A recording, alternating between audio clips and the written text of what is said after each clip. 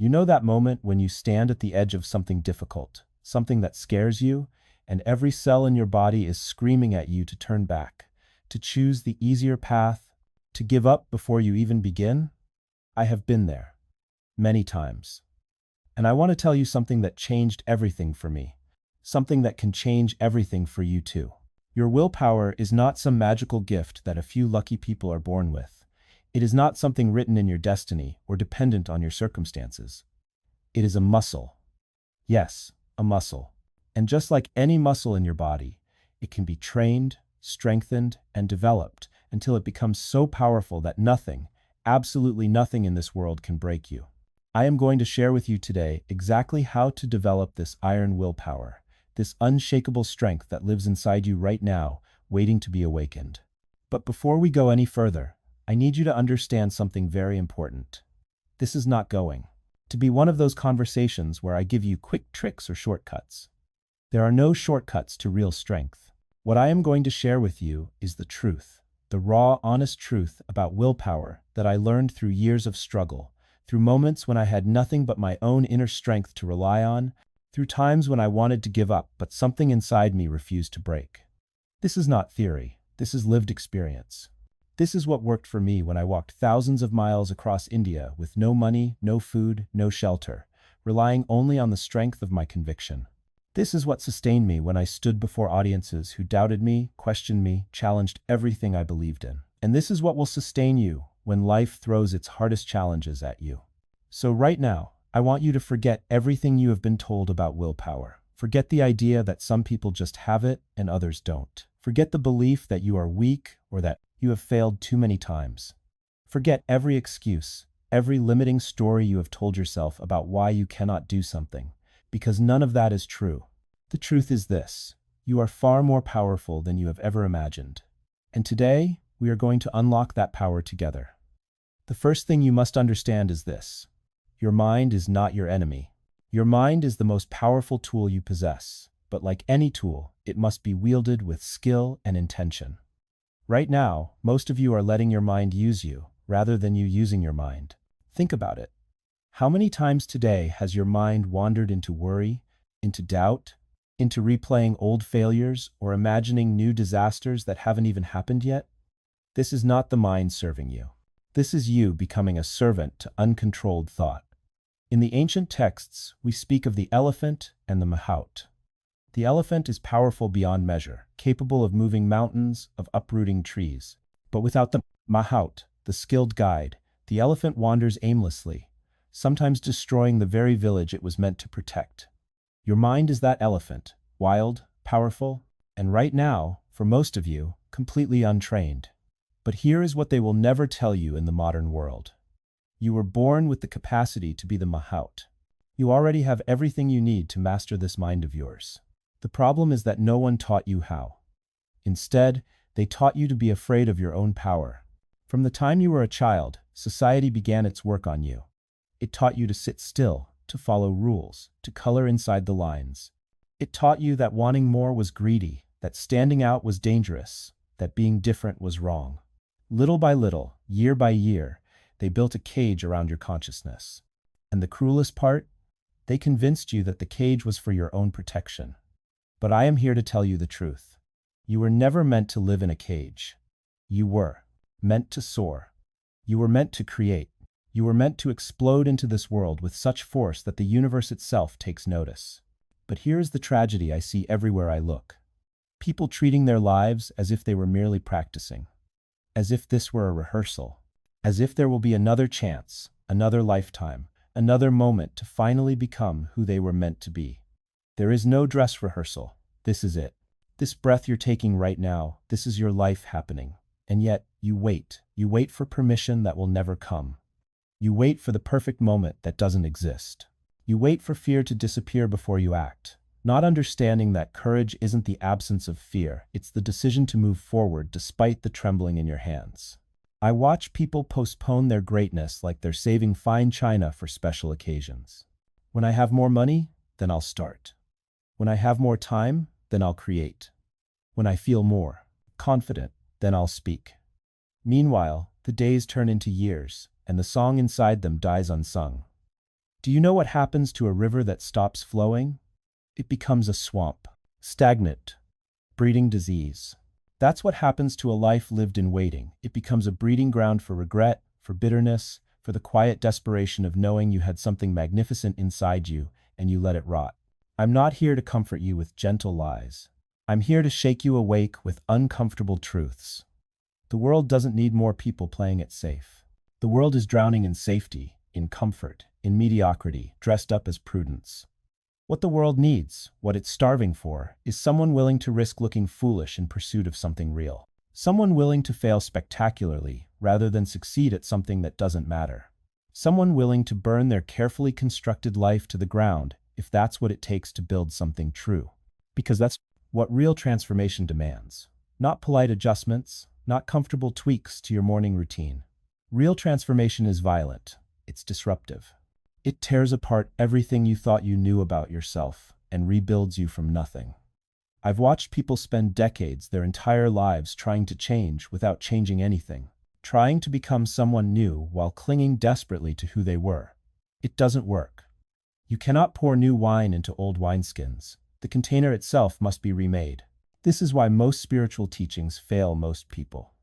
They offer you techniques, practices, meditation apps, breathing exercises, all while letting you keep your fundamental identity intact. Yes, become enlightened, but keep your job, your social circle, your weekend plans, your need for validation, your fear of judgment. Nonsense. The Buddha didn't become the Buddha by adding mindfulness to his princely routine. He walked away from the palace. Christ didn't transform the world by being a better carpenter. He abandoned his trade entirely. Every prophet, every revolutionary, every person who actually changed, they didn't optimize their existing life. They ended it and began something else. And I'm not talking about the external alone. You can live in a cave and still be a slave to your ego. You can renounce everything physically and still cling to every illusion mentally. The real renunciation is internal. It's the willingness to let your self-concept die. Who are you without your accomplishments? Without your failures? Without your story about why you are the way you are? Without your reasons, your justifications, your carefully constructed narrative that explains and excuses everything? Strip all that away, and what remains? Most people never ask this question because they're terrified of the answer. They're terrified it might be nothing. That underneath all the performance, all the personality, all the carefully curated identity, there's just emptiness. But here's what they don't understand. That emptiness is not the end. It's the beginning. You must become nothing before you can become everything. You must die before you can truly live. This is not poetry. This is not metaphor. This is the actual mechanism of transformation. Every cell in your body replaces itself every 7 years, yet you remain trapped in patterns from decades ago. Why? Because you keep feeding the same thoughts, reinforcing the same beliefs, telling yourself the same story about who you are. What if you stopped? What if you paused just for one moment and asked yourself, is this thought serving me, or is it imprisoning me? You see, the mind is like a river. Left to itself, it follows the path of least resistance. It carves deeper into the same grooves, the same old channels. But a river can be redirected. It can be trained. It takes effort, yes, but it is possible. This is where spiritual practice comes in, not prayer as begging, not meditation as escape, but practice as reprogramming. Every time you sit in silence, every time you catch a negative thought and replace it with truth, you are laying down new tracks in your mind. You are saying to the universe, I will not be defined by my past. I will not be confined by my conditioning. And let me be clear, this is not about positive thinking alone. I am not asking you to paste a smile over your pain and pretend everything is fine. That is delusion. What I am asking is deeper. I am asking you to see through the illusion of limitation itself. You think you are small, you think you are weak, you think you are unworthy. But tell me who told you that. Was it your parents, your teachers, your failures, your religion? And who gave them the authority to define your soul? The truth is, no one has that authority. Not even you, because the you that believes these things is not the real you. It is the ego, the accumulated mass of opinions, experiences, and fears. It is the costume you have worn for so long that you have forgotten you are not the costume. You are the actor beneath. And the actor, the true self, is eternal, unlimited, divine. This is the teaching of Vedanta. This is the teaching of every great spiritual tradition. When you strip away the dogma, you are that. Tat tvam asi. You are not separate from the infinite. You are not a drop trying to reach the ocean. You are the ocean in the form of a drop. But you have forgotten, and that forgetting that ignorance is the root of all suffering. We wander through life seeking, searching, struggling, never realizing that what we seek is already within us. We are beggars sitting on a throne, crying for coins.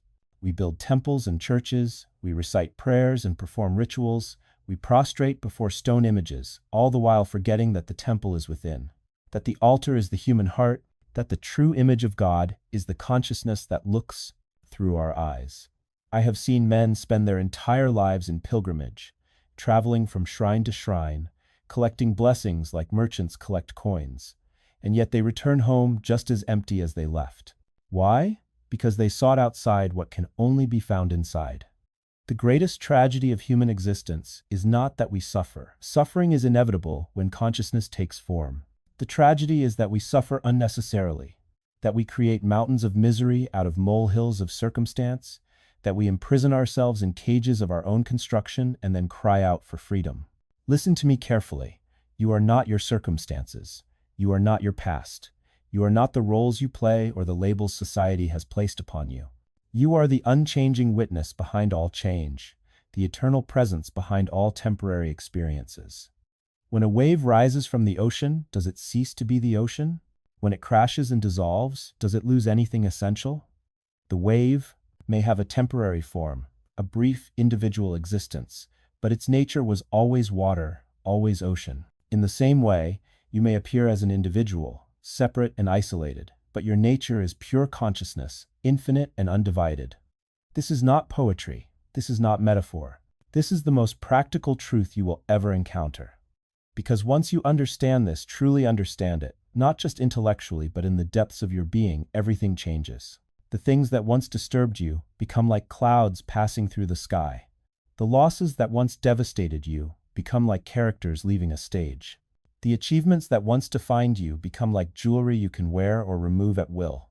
You become free. Not because your circumstances change, they may or may not. You become free because you remember who you truly are. And when you remember, you stop living as a beggar and start living as the emperor you have always been.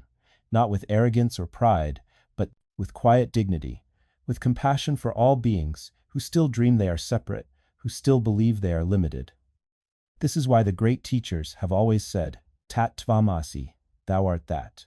Not, you will become that someday. Not, if you pray hard enough, you might reach that. But you are that. Right now, in this very moment, the wave is already the ocean. It has never been anything else. But the mind rebels. It says, how can I be infinite when I feel so limited? How can I be divine when I make so many mistakes? How can I be eternal when I see this body aging, when I watch loved ones die? And this is the beautiful paradox you must understand. Yes, the body will age. Yes, it will return to dust. But were you the body, or were you the consciousness witnessing the body? When you were a child, that body is gone. When you were a teenager, those cells have long since died and been replaced. The body you have now is not the body you had 10 years ago. Not a single cell remains the same. And yet, you remain. The eye that watched through the eyes of that child is the same eye that watches now. Unchanged. Untouched. Eternal.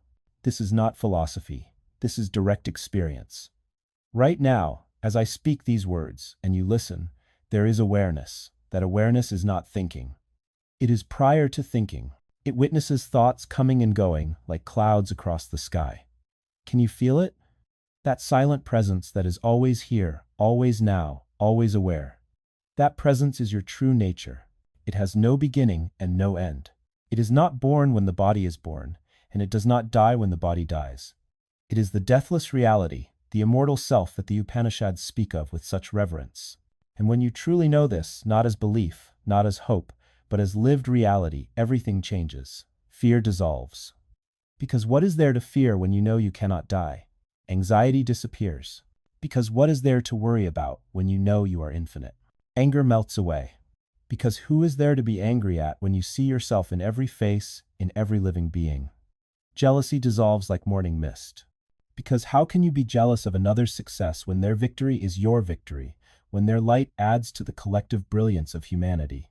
I remember walking through the streets of Calcutta one evening, watching the lamplighters moving from post to post, bringing light to the darkness. Each lamp they lit didn't diminish the light of the others, no, each new flame made the whole street brighter. That is what we are. Each soul that awakens, each person who realizes their divine nature, doesn't take anything away from you. They add to the collective awakening of humanity. But we have been taught to think in terms of scarcity. We have been conditioned to believe that there isn't enough, not enough success, not enough love, not enough recognition, not enough spiritual realization. And so we compete, we fight, we hoard, we protect. We live in constant fear that someone else's gain is our loss. This is the greatest lie ever told. The truth is that divinity is not a limited resource. Consciousness is not a prize to be won by only a few. The infinite nature of your being is not something you have to compete for. It simply is. It has always been. It will always be. Look at the ocean. When one wave rises, does it diminish the ocean? When it crashes and returns, does the ocean become less? No, the ocean remains whole, complete, infinite. You are like that.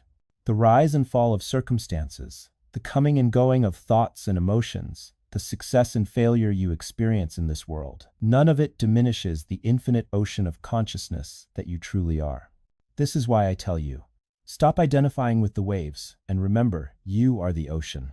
Stop identifying with the temporary roles you play, the professional, the parent, the seeker, the achiever, and remember the eternal witness behind all these roles.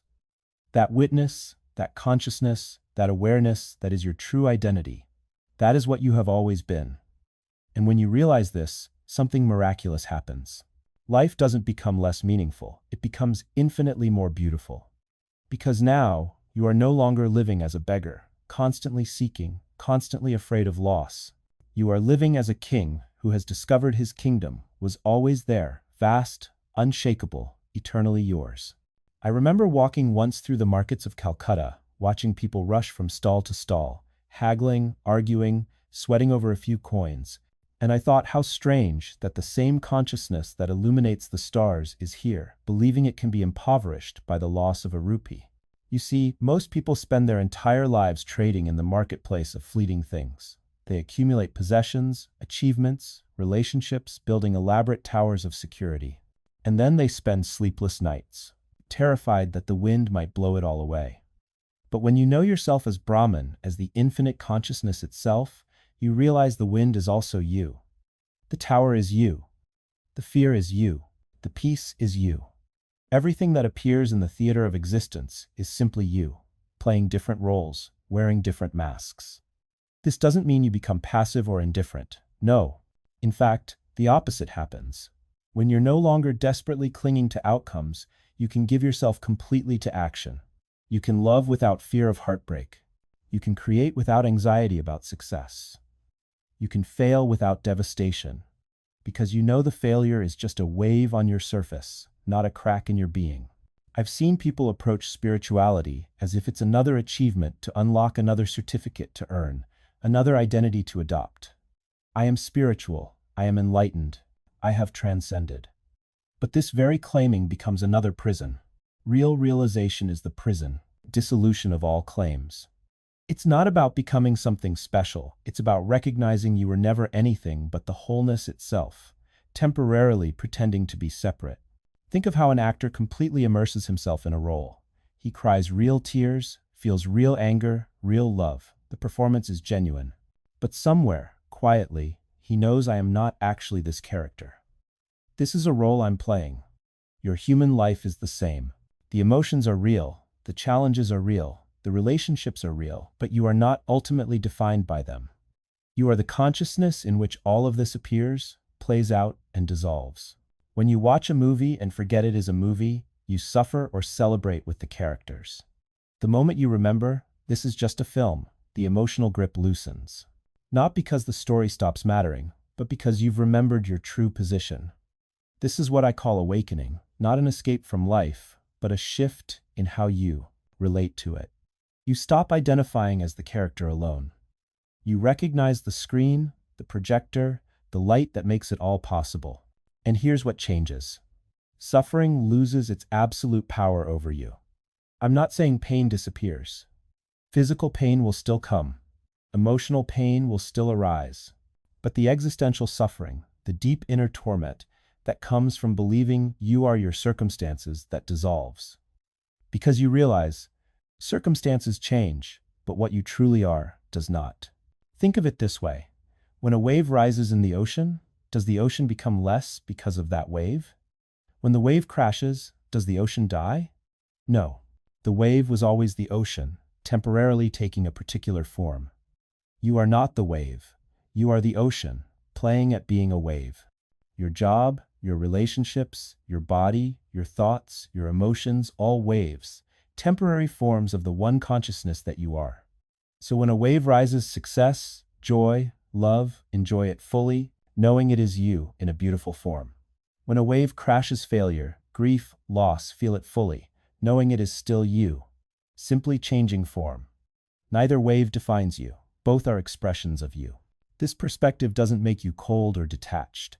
In fact, it makes you more present, more compassionate, more alive. Because you're no longer clinging desperately to pleasant waves or running terrified from painful ones. You're finally free to experience life, as it actually is, an ever-changing dance of forms, arising in the stillness of your unchanging awareness. This is the secret the sages have whispered for thousands of years. Not that life is an illusion to be escaped, but that you are far greater than any single moment of it. And what happens when you truly understand this? When you stop identifying with the passing shadows and rest in the light that reveals them, you become unshakable. Not because you've built walls around yourself, not because you've conquered every fear or eliminated every weakness, but because you've discovered what cannot be touched by change. The world throws its worst at you. Loss, betrayal, failure, humiliation, and yes, the body feels it, the emotions surge, but somewhere deeper, you remain untouched. Like the ocean floor, perfectly still, while storms rage across the surface. This isn't spiritual bypassing. This isn't pretending pain doesn't hurt. It's recognizing that you are the space in which pain happens, not pain itself. Let me give you something practical. Right now, bring to mind your greatest current worry. That situation keeping you awake at night. Got it? Now ask yourself, who is aware of this worry? Not how do I solve it? That comes later. Just, who notices the worry existing? There's you, the worry, the thoughts about it, the sensations in your chest. And there's you, the awareness, watching all of this unfold. Which one can truly be hurt? The worry will pass. It always does. But that which witnesses the worry. It was there before the worry arrived. And it'll be there after it leaves. This is your true identity. Not the worried person. Not the anxious mind. But the vast, open awareness in which worry appears and disappears, like clouds crossing an empty sky. When you live from this place, something miraculous happens. You engage with life more fully, not less. You love more deeply, work more passionately, feel more intensely, because you're no longer paralyzed by the fear that any of it will destroy you. You finally understand. Experiences can touch you, move you, shape you, but they cannot diminish the infinite space of consciousness you actually are. You become like the sun, giving light freely because you know your nature is to shine, regardless of what shadows play below. This, my friend, is what the ancient teachings call liberation. Not someday, somewhere else. Right here, right now, in the middle of your beautifully messy, perfectly imperfect human life.